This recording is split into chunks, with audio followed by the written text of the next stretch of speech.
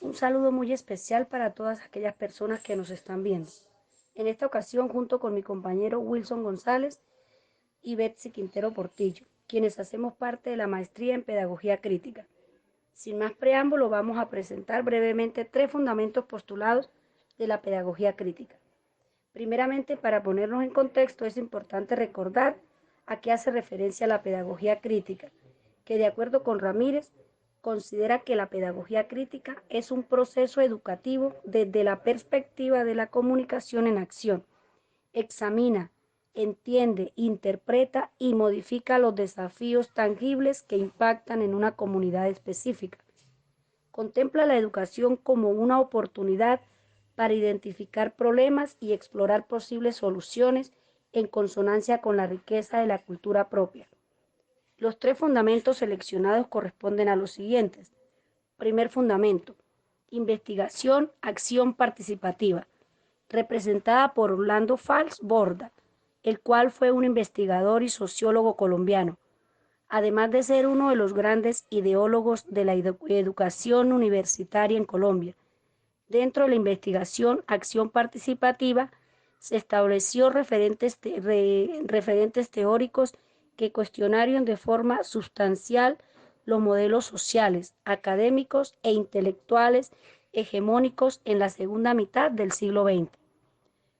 Con la investigación acción participativa se instauran los gérmenes de un pensamiento crítico de frontera, el cual se situó entre la crítica a los presupuestos dominantes provenientes del pensamiento occidental y el reconocimiento y agencialidad de otros conocimientos.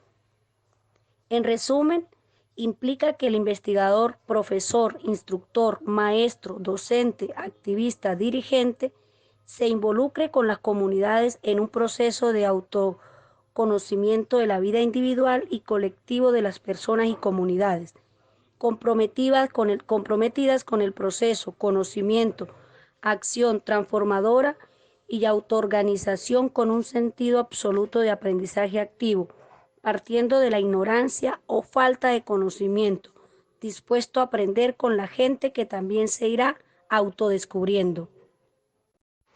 Punto número 2. Pedagogía crítica alemana o ciencia crítica de la educación.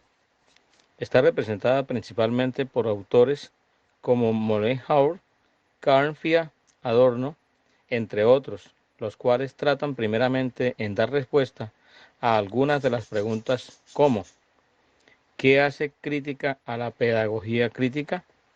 ¿Cómo educar después de Auschwitz? ¿Qué retos formativos le coloca al sujeto la formación entendida como emancipación?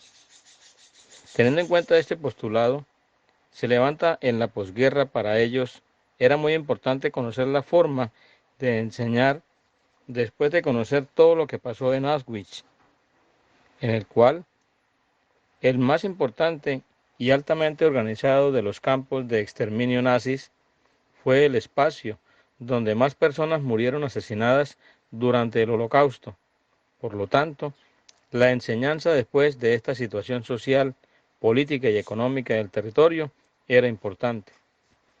La ciencia crítica de la educación se consolida en el siglo XIX como pedagogía de las ciencias del espíritu. Dentro de la pedagogía crítica alemana, sus propuestas educativas no son afirmativas o tendientes a incitación de la emancipación humana. Es una práctica educativa que se legitima pedagógicamente desde la ciencia crítica de la educación que propende por la liberación humana y social. Por lo tanto, surge esta pedagogía para saber cómo educar después y contra Auschwitz, que deja un vacío social y moral muy amplio en la época de la Segunda Guerra Mundial. Como tercero, no se podía dejar por fuera de estos postulados a Paulo Freire, Pedagogía del Oprimido, desarrollada por la educación popular. Paulo Freire fue un pedagogo y filósofo brasileño de orientación marxista, destacado defensor de la pedagogía crítica.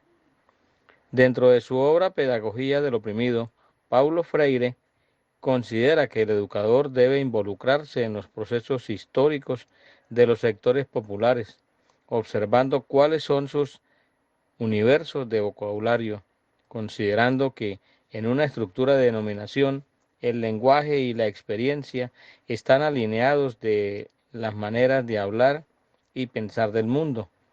Constituyen un reflejo del pensamiento y del lenguaje propio de las sociedades dominantes. Resaltan la relación también entre el diálogo y la transformación, indicándole primero un tipo de comunicación para construir la verdad.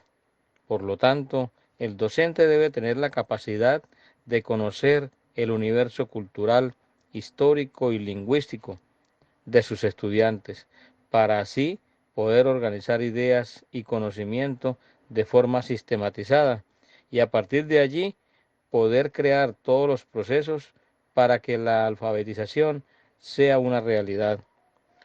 Conocida así su propuesta como educación dialógica o educación bancaria, buscando establecer una relación igualitaria entre educador y educando, donde los dos enseñen a aprender porque no lo saben todo, según la Universidad Pedagógica Nacional en el año 2016. Finalmente, la educación no debe centrar en un actor en específico, sino en la relación que hay entre ellos, llevando así a un proceso de concientización de las personas de su condición dentro de una sociedad, enseñándoles así a apoderarse de la lectura y la escritura, una verdadera arma política contra sus necesidades problemáticas del contexto en el que viven. Finalmente, la propuesta de Freire parte de una apuesta tanto ética como ontológica y epistemológica. Es ética en tanto plantea la coherencia entre un discurso de liberación y una práctica que posibilite su realización. Es epistemológica desde el legado pedagógico en el cual planteó la importancia de la concientización y el diálogo a los cuales se llegaba no tanto como un ejercicio intelectual, y es ontológica en tanto propone reflexionar sobre la naturaleza humana. Muchas gracias.